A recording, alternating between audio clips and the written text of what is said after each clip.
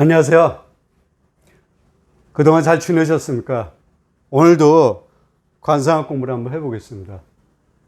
관상학 공부에 앞서 역사적 인물 한 분은 말씀을 드릴까 합니다.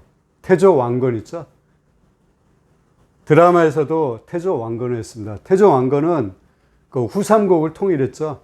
그래서 877년에서 943년 66세에 돌아가셨습니다. 그 태조 왕건에 보게 되면 도선대사라고 나오죠. 그 도선비기라고 하죠. 그게 이연서죠. 그 도선대사가 태조 왕건을 보고 이렇게 말씀하셨습니다. 용의 얼굴에 호랑이의 턱을 지녀 장차 왕이 될 거라고 말씀하셨습니다. 용의 얼굴에 호랑이 턱, 이게 바로 무령관상입니다. 섞여 있는 거죠. 한 가지 무령을 갖고 있으면 이게 단일 무령인데 이렇게 용의 얼굴에 호랑이 턱을 갖고 있다 그러면 이게 복합무령입니다. 호랑이나 용이나 왕을 상징하죠. 그래서 장차 왕이 될 거라고 예언했습니다. 결국 왕이 됐죠. 이 무령관상은 수천 년부터 이어내려와 온 그런 학문입니다. 왜 제가 이런 말씀을 드리냐면 제가 무령관상에 대해서 쭉 동영상을 찍다 보니까 사람을 어떻게 동물에 비유해서 운명을 감정하냐고 말씀하신 분이 계십니다. 그래서 역사적인 인물, 역사적인 그 내용을 갖고 말씀을 드리는 게 좀 이해하시는데 도움이 될까 해서 오늘 말씀드립니다. 그리고 고려사에 보면 태조 왕건이 생김새를 이렇게 표현하고 있습니다. 눈이 좀 부리부리하고 이마가 넓고 좀 튀어나왔다고 합니다. 그리고 턱에 살이 많았다고 합니다. 그리고 목소리가 굉장히 우렁찼다고 해요. 우렁찼다고 고려사에 그렇게 기록이 되어 있습니다. 자, 그러면 왕건에 대해서는 그 정도로 하고 오늘은 우리 구독자님이 김범수 카카오톡 창업자에 대해서 관상을 봐달라는 요청이 있었습니다. 제가 오늘 준비를 하는 것입니다. 김범수 카카오톡 창업자는 올해 55세입니다. 그리고 가난한 집안 출신입니다. 자수성가하신 분이죠. 재산이 14조 4천억 원 정도 있다고 합니다. 거부죠? 굉장히 거부입니다. 이분이 김범수 회장입니다. 그리고 옆에 있는 동물이 미국 너구리 라쿤입니다. 김범수 회장은 라쿤 관상입니다. 한번 이미지를 한번 살펴보십시오. 전체적인 에너지, 기운, 느낌, 분위기 이것을 살펴보고 무령을 파악하시면 굉장히 도움이 많이 되십니다. 그러면 이 동물의 습성하고 특징에 대해서도 알아야 되겠죠. 미국 너구리 라쿤은 어떤 동물인가 하면 우리나라 일반적으로 너구리라고 하죠. 그 너구리하고 생김새는 좀 비슷합니다. 하지만 종이 전혀 다른 종입니다. 너구리와 생김새만 비슷하지 전혀 관련이 없는 동물이라고 합니다.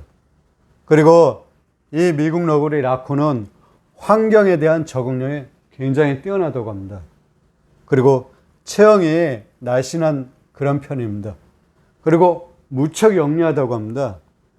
그리고 한번 보십시오. 굉장히 귀엽죠? 귀여운 반면에 성깔이 좀 있다고 합니다. 그리고 이 라쿤은 앞발이 손놀림이 굉장히 뛰어납니다. 그래서 먹이 같은 걸 주게 되면 마치 그거를 갖다 물에다 이렇게 씻어 먹는 그러한 모습을 하는 그런 동물입니다. 다방면에 재주가 있다는 그런 뜻입니다.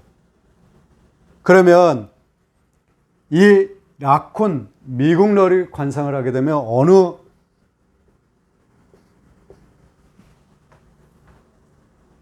집단에 소속해서 사냐면 여기를 상류층이라고 합니다. 여기 중류층, 하류층. 동물도 똑같습니다. 이것을 벗어나서 우리 인간은 살 수가 없죠. 내 임의대로 여기를 정해서 살 수가 있는 게 아닙니다. 이건 세상의 잣대로 정해서 일반적으로 그렇게 편의상 분류를 하죠. 그러면 이 라쿤은 여기에 해당됩니다. 라쿤 무령을 타고난 분들은 거의 중류층에 속해서 살아갑니다. 이게 일반적 특징입니다. 그래서 김범수 회장을 상을 봤을 때 라쿤상이네.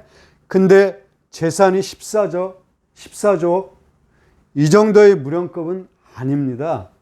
그래서 저도 사실 관상을 살펴보면서 좀 놀랐습니다. 그러면 또 하나하나 한번 얼굴을 살펴보겠습니다. 이마를 한번 보십시오. 이마가 굉장히 좁죠? 이마는 우리 얼굴 중에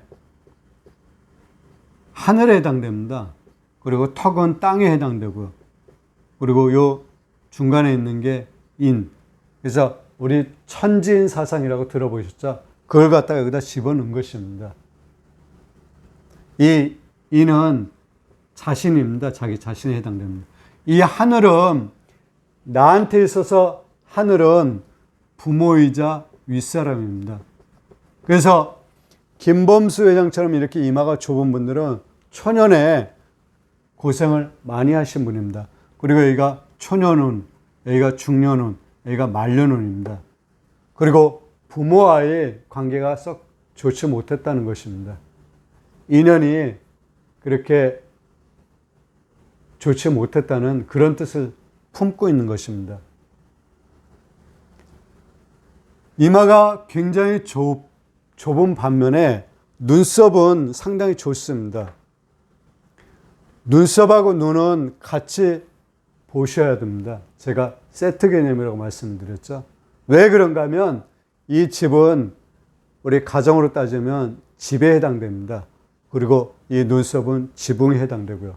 그래서 같이 봐야 된다는 것입니다.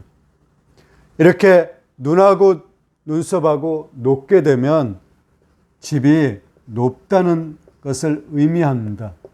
굉장히 좋은 눈썹인 것입니다. 그렇다고 이렇게 가지신 분이 반드시 부자라는 것은 결코 아닙니다. 이거 하나만 보고 그렇게 판단하시면 굉장히 오판할 수가 있습니다. 어느 정도의 무령이 해당이 돼야 됩니다. 그리고 그 기운이 뒷받침해야 되고요. 그래서 이 부인은 눈썹은 좋은 편입니다. 그리고 눈을 보게 되면 눈은 이 사진을 보게 되면 그렇게 썩 좋은 눈은 아닙니다. 근데 이렇게 돈이 많습니다. 눈은 관상의 핵심입니다. 그리고 코도 작은 편이죠. 턱은 좀 단단한 편입니다. 그래서 제가 무령은급은 이렇게 상류에 속해서 살아갈 그런 분이 아닌데 이렇게 돈이 많다고 해서 좀 사실 솔직한 말로 좀 놀랐습니다. 그래서 이분은 좀 지켜봐야 됩니다. 그게 제 오늘 솔직한 관상평입니다. 저도 이 얼굴 갖고 관상평을 했을 때 이 정도의 재산이 있을 거라고 판단하기 굉장히 어려웠습니다. 이게 제 솔직한 심정입니다. 오늘은 이 정도로 하겠습니다.